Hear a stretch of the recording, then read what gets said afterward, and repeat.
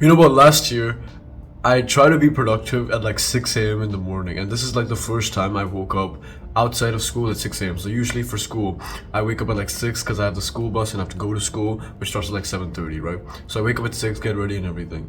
And now it's the summer holiday, so now this is the first time I'm waking up at 6 a.m. because I want to be productive. I want to be productive, right? So I take the only book I have, which is a fiction book, and I go and read. It's like a love story book, right? I was dating a girl, and she gave me the book. The girl that I was dating gave me this book, so I thought, okay, fine, I'll read it, or whatever. So I took this book because it's a book, right? I packed my bags, the water bottle, and everything, all cutesy shit, and I went to the mall, and I went to McDonald's, and I just sat at McDonald's and I read the book. That was like productivity for me. I had the drive to be productive. I just didn't know what to do. Right, a lot of people might be in this position. You might be in this position too, where you just wake up at 6 a.m. or 7 a.m. and you just don't know what to do. Like, you're able to wake up early, but your brain can't produce any useful activities that you can implement in this like early bird type of time to actually make your life better. So I'll teach you in this video like 2 to 3 different life tactics that you can use so that you can improve your mornings and make it more productive. The first task that you can do is an eat the frog task. If you don't know what eat the frog is, it's basically a concept where if I gave you a frog, right? If you imagine me and you were in a dinner table and I gave you a frog and you had to eat the frog right now or anywhere during this dinner time, would you eat it after every meal? So like you eat the main course meal, like you ate all the rice or chicken, and then you ate the dessert, then you drank a little bit of water, then would you eat it? Or would you eat it right before you ate every other meal? That's the same idea. So if you had to eat a frog in an entire day, when would you eat it? Would you eat it at the start of the day when you haven't done anything, or at the end of the day when you finished everything and that's like the last thing you can do? It's like a live frog. If you had to eat the frog, you would eat it first thing so that you can get it out of the way and then move on with life. Same thing in the dinner thing. If you had to eat the frog, you would eat it right before the other meal so that after eating it and you feel all the weird taste and everything, then you would go and eat the normal meal, the normal food. It'll taste nice in your mouth and you can leave happy because you don't have the frog taste, you have the other food taste. So this is what we're gonna do in Eat the Frog task. You need to figure out your task, like your productivity task that you need to do. So for me, for you probably too, it would be like studying, right? So it would be like studying the hardest subject. So I want you to pick the hardest subject that you have and then study it during those morning hours, just for an hour. You're probably waking up at like 6, 7, right? Chances are there's like 3 extra hours to your day. Maybe you wake up at 9, 10, 11. So spend like the first hour studying or doing the hardest task that you can think of, right? If you're at school, if you're at university, there's probably like a assignment that you have, or maybe like this test that you're studying for, or maybe the subject that you really hate and you really want to study it. You know you should study it and you hate it. Just get it out of the way. The thing is, because you wake up in this like morning time, you have this like the sacred hour where you're fasted, you don't have any food in your stomach, so you're super focused and everything. Where if you do it, you'll actually remember everything you learned. And it'll be much easier to study that thing purely because you're waking up early, you're fresh, and you're ready and energized.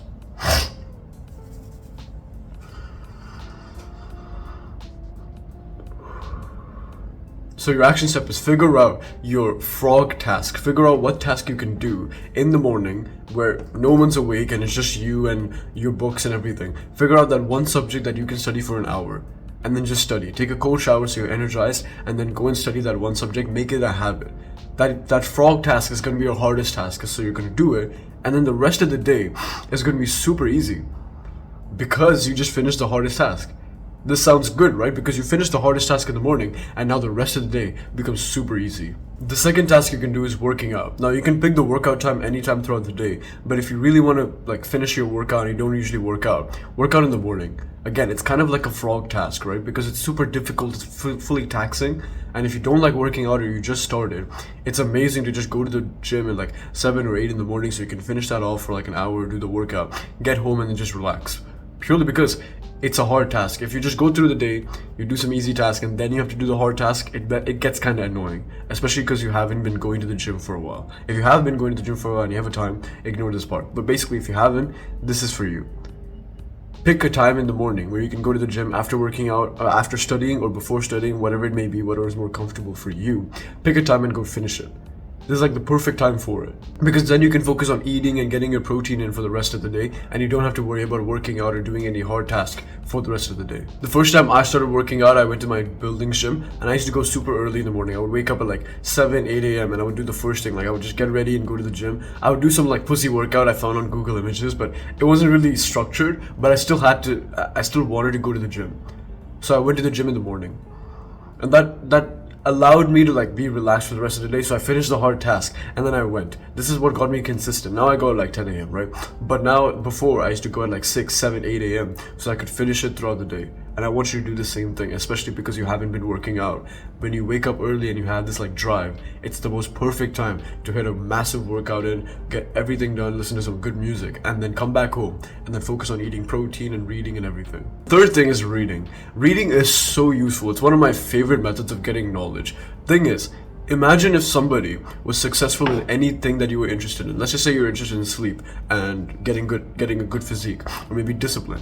Imagine some people were successful in these three things, and they made a book explaining exactly like the autistic step-by-step process of getting to where they are. You can get that. So think about it like social skills. You can get better at socializing if you buy a socializing book and then read it. This is what I did. The first book I bought was How to Win Friends and Influence People. It's an amazing social skills book. You can go find it. It's very cheap, by the way.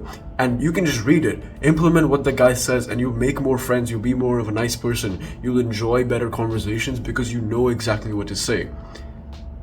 And don't just read the mainstream books. Read like the books that just don't exist. I just go to a website and I search up sleep, and whatever book comes up, I download it, I read it, and I get so much more knowledge than reading like the mainstream books on sleep and everything. So read any book that you can. Search up online like books that you can buy. Ask your dad to buy them. I promise you, if you ask your dad that, oh, okay, I want to buy some educational books, he'll 100% say yes, because like his son has been playing video games and like wasting his time all his life, and now he's finally trying to learn something.